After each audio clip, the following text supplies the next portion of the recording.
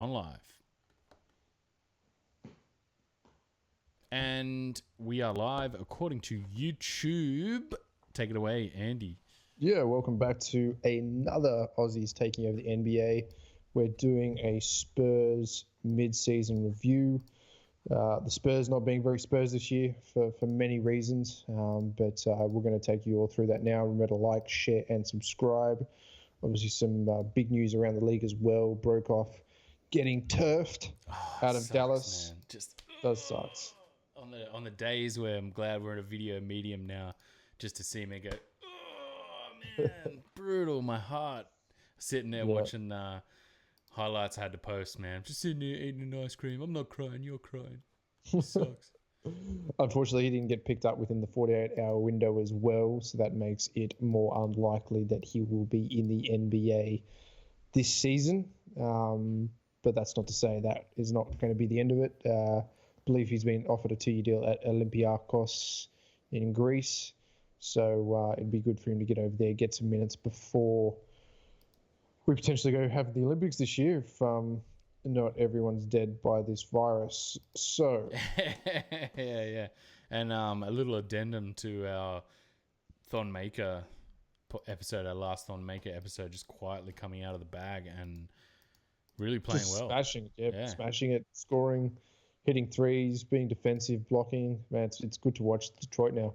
Completely different team. I think they could build around him potentially as a piece for their franchise moving forward. So obviously the cancer has left the building. They gave Detroit some chemotherapy, and he slowly slinked out at trade deadline, and he can go grab boards in Cleveland all day of the week.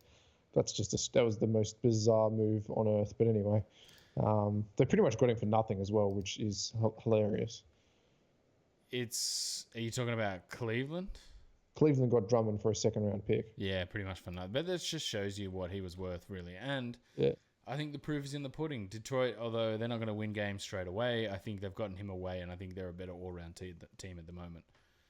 indeed. Let's move on to the Spurs and what's happened this season.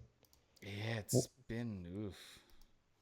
So we got to wind it all the way back to Kerr, I think, and Pop with the USA team.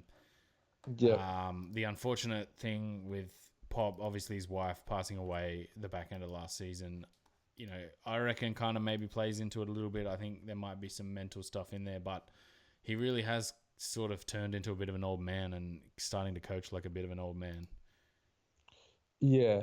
It's although saying that of late, it has kind of turned that they were one of the lowest 3-point attempt teams in the league. You just kind of didn't want to get on the 3-point bandwagon. And DeMar DeRozan's one of the strangest players in the league where he doesn't have a 3-point shot. It's just all mid range. It's all mid range or long mid range, like long twos, but he just can't take a step outside the arc and knock down the three. It's terrible. It's just the most bizarre player in the modern day league. And they've really kind of stuck around on the LaMarcus train. He's a year older and not really looking any better. And it just their picks haven't really panned out like the Kawhi and the Ginobili's or the Tony Parkers. They haven't panned out. They've just kind of been DeJounte Murray has been pretty woeful. He's on a big contract coming forward as well. I think it's 4 years, 55 million as of next year. Derek White's been okay. Rudy Gay's fallen off a cliff. And so they've kind of gone to Paddy a fair bit. Paddy's now the third highest scorer on this team, which is bizarre in 23 minutes coming off the bench, averaging 11.7 points per game. It's just all run through DeRozan and Aldridge. And I think we know that just doesn't work in terms of winning games. Yeah, I think last year it showed that while you want to watch it for a little bit, again, it's Yeah. like after 2 or 3 weeks, you're just like, I just don't want to watch this anymore.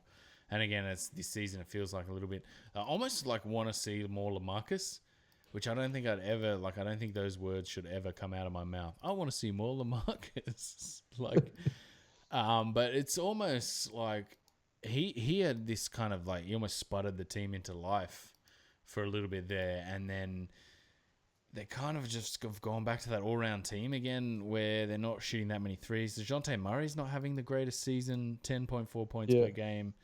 Derek White, he's first team all, I'll just do it, twice a month, rather. Yeah. And you're like, is this really a guy you can build the team around? Bryn Forbes, his crazy shooting last year has just fallen off a cliff as well. He was shooting the three quite well last year. This year, only averaging 11 points per game. I think if they were going to really be a dominant force, he needed to get that up towards 20 points to go with LaMarcus and DeRozan. But I don't know, maybe that 23 points a game from DeRozan is really fool's gold. I think it is fool's gold. I think it's just heavy shots. It's a bygone era of basketball. It's not really the modern game, and first time in Pop's career, they're on a losing record post All-Star break, and they're just quietly they are, I think, 5 games back out of the 8 with Memphis on 28 and then Spurs on 23. 23 and 31. The kind of 18th in points per game, 20th in rebounds per game, 13 in assists per game at 24.5, so they move the ball around a bit, and 23rd in opposition points per game. So defense has also been something that has been lacking, with a real plus minus of minus 1.3. Good shooting team, 36.8%, which is on the higher end of the scales, and they're number 1 in turnovers, so 12.5 per game. Wow. So good ball security, but really not getting the stops required or the defensive minutes to kind of get there. Man, you should have prefaced that with a stat that'll blow your mind, because that blew my mind, man. They're first for ball security. That's a hallmark of a Pop team, of a Spurs team. But for where they're at, it really does. It says a lot, man. It's pretty eye-opening stat for the pace they play at. I'm just looking at their pace. 15th out of 30. That's, it's not quick. They're not turning the ball over. Offensively, they're 10th.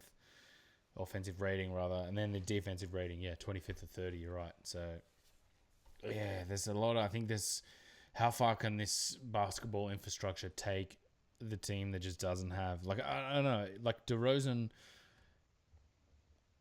is as well, like it's, you can't get out of that. You know what I mean? Like, he's got 1 year left on his contract, 27 mil. He's probably not going to get any kind of max deal or close to max deal in any team. He's probably that player that you'd happily bring in your team for, like a 3-year, 45 mil as a good, maybe a bench option. I think his days of a starting 5 are pretty much numbered, but a good scoring option off the bench. Unless you trade him to the Cavs or something like that, where he can maybe, you could start to build around him with some good points. They don't really have a center. They don't have a good center, and I think that's an issue. Well, they got LaMarcus, but he's a power forward. He's not really. You're asking him to do too much. You're asking him to defend the paint, and he can't. He's not big enough to defend an Embiid, a Nurkic, a Jokic. He's not big enough to defend McGee, Howard, like even LeBron. So it's pointless, and that's why the defensive rating is just so terrible. They don't have defensive rating. I got that here. Defensive rating 25th. Yeah, that's not a team that's going to make the playoffs. So that's an issue.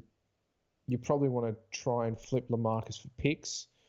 You probably want to let DeRozan opt into his player option next year, and then flip him for a couple of good role players or a role player and a pick, and then try and draft or take the tanking route. I mean, I know it's not something that they want to do, but I think they've gone all in on some options that just really aren't there.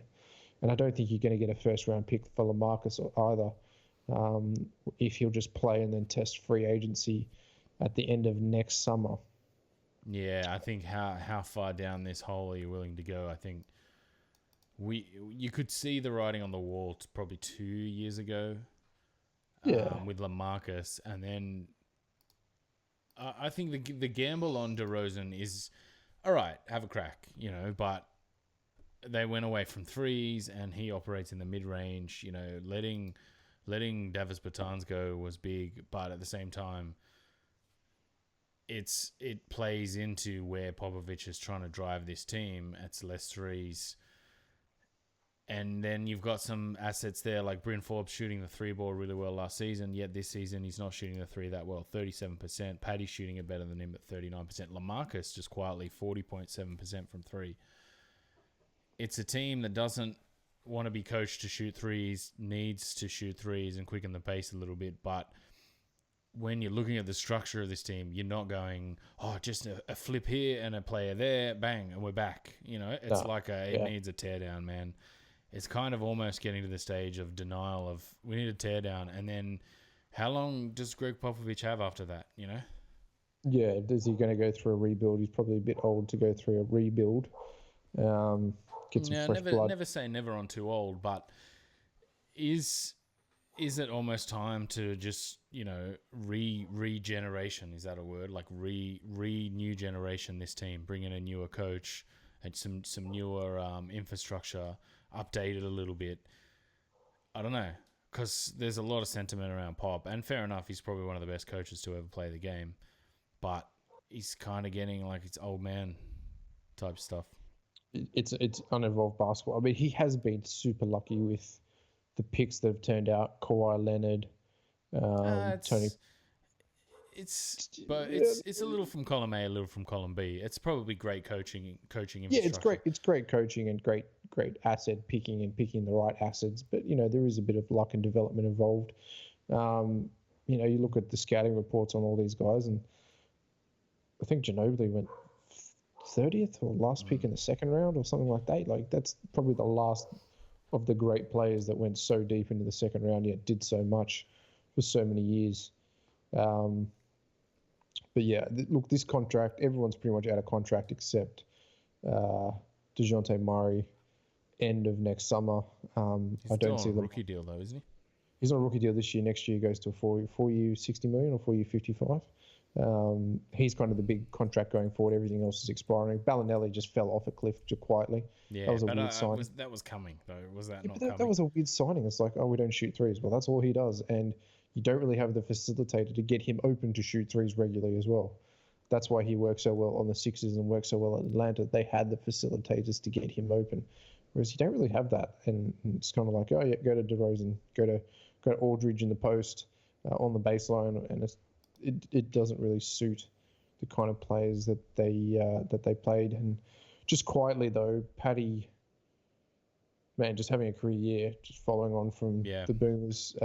You know, up 11.7 points per game on 39% from three, just smashing it. And, you know, 31, still got many years as a sharpshooter in this league.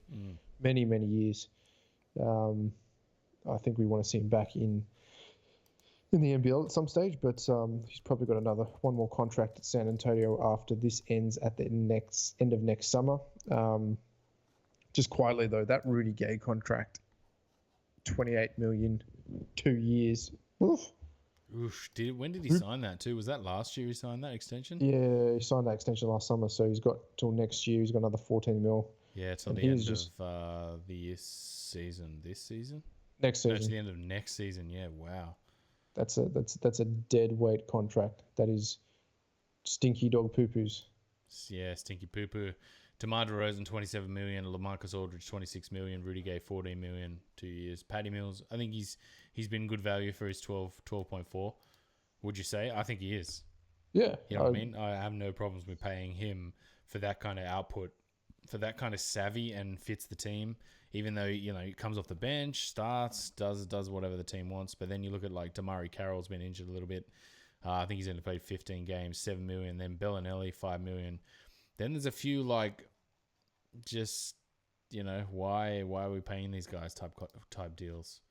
Yeah. If you look at you go. Well, I'll just bring this back up. Yeah, there's a lot of $3 and $5 million deals. You just like you could get G League players for 2-way contracts for a lot better. That's one thing I haven't seen Pop do is develop kind of G Leaguers, get some 2-way guys in there. He's kind of got Lonnie Walker, the 5th or the 6th or the 7th or whatever he is. And the 4th. He's kind of got him in the rotation at the moment, and he was kind of a deep first round pick 2 years ago. Just quietly, like projecting, looks solid. Like not a like wow, will be a great player, but looks like he'll be a pretty solid player. It looks like he'll have an NBA career, but whether that turns into feels like he should be on a different team to this though. Like he should be on like a Chicago or like a Atlanta or something like that, where it's just like take the ball and just ball. You know what I mean? Yeah, but mind you, those teams are stinky dog poo as well. So yeah, and I don't think Lonnie Walker doesn't fit this team where it's like you need to come in, you need to be the polished real deal to fit this team in this way. Like you like it feels like the Spurs infrastructure doesn't let young guys be raw. You know? And it doesn't give them minutes for being raw. It gives them more like, you fit in this piece in this time, and that's pretty. You take this and many shots, and this is what you do, as opposed to sometimes you're hot, just keep rolling with it. And I think the Warriors were a little bit like that before this season, where you couldn't just come into this team as a rookie and not be polished and not be able to affect on this team. I think Spurs are suffering a little bit from that as well. If you look at the rest of their salary table, Trey Lyles, $5 million, Jakob Poeltl, $3 million. I think his deal expires. He's only on a rookie contract. You're not going to sign him for big money. Bryn Forbes, 2.85. That's a pretty solid contract. But then a lot of these deals are just they're not like fittable deals on a team that needs to be in the playoffs. You know what I mean? This is a bunch of contracts where you're just like, none of this has forward momentum.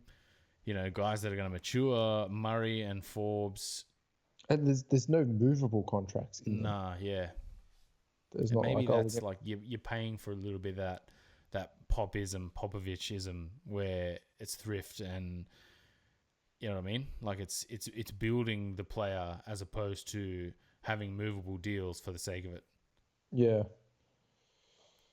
But yeah, man, I haven't liked watching them that much this year. But no, we should let's just gush praise on Paddy though, man, for a career that he's having, for this season that he's having, man. He's just put his head down and he's balled, coming off that off the World Cup. Just man, I cannot say enough great things about it. If anyone ever has any disrespect for Paddy Mills, I'm just going to kick him in the face because that's ridiculous. Like I was saying on the other podcast earlier, he's probably the best basketball player that we've produced. I mean, I think that in time Simmons may become better, but Bogut? No, I think Paddy Mills. You think about what Paddy Mills is to that Boomers team. There is no Boomers team without Paddy Mills.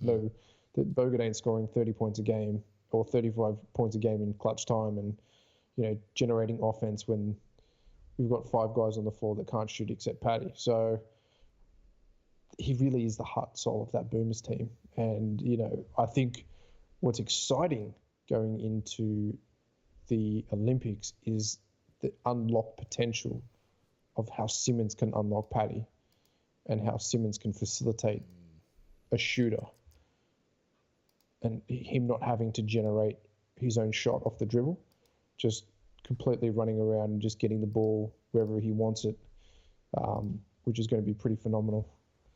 Yeah, just quietly, like watching Simmons this season, one thing I've noticed that kind of goes under the radar a little bit, he's developing like awareness too. Like he's moving in, like last year you could say when he was off the ball, it was just like he'd hang around the dunker spot and kind of around the lane a little bit. Now this season, like he's actually moving in better ways that affect the team. Like, I'm going to go here, and the team goes, oh yeah, like make that cut across there and like away from areas that get in the way. And you're right, man. He's going to work sweet with Paddy if we can get him to play in that World Cup. Just quickly as well, he reckons that Matisse Thybulle will declare a boomer. He also said he was going to play at the World Cup and then just didn't. So take that with a grain of salt. We'll take that with a grain of salt. But that would be an amazing coup if we could grab Matisse Thybulle as a small forward, a defensive just juggernaut. Can't score to save his life, but I think... But man, in an Australian team playing FIBA, whatever, if you can't score, but you can do other things. That's I think the great equalizer with World Cup and like FIBA basketball as opposed to NBA. Like space. in NBA, if you can't do anything but you have no athleticism, like you just like don't even bother trying to play. But in the World Cup, if you can't do anything but you have athleticism and smarts, it's like suddenly you just like you're a good decent player, and you're just like I don't score, it's all good. Yeah. Whereas in the NBA, those guys get found out like that, and they just disappear, and you're just like that guy's out of the league because he clearly didn't have the IQ to make something of his ability, type of thing. Like your Hibbets, and even we're seeing that with Drummond. Those kinds of players that can't make that evolution. Whereas the World Cup and the FIBA environment, it's a lot more forgiving, and there's a lot more sort of two-man pick and roll style game where I think Simmons is going to excel as well. And Paddy, I hope we go all the way for Paddy's sake with Brett Brown. Yeah, look, I hope so too. I hope that it goes ahead and we're going to have to make some tough decisions on who's going to be playing and who's not going to be playing. I think that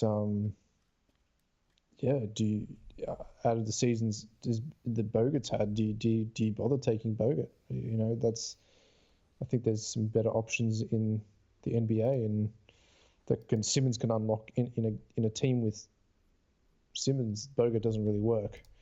Bainesy works, but Bogut doesn't really work. And Thon would work, and Jonah Bolden would work, but that's another story. But unlock the Paddy potential, which will be amazing to see.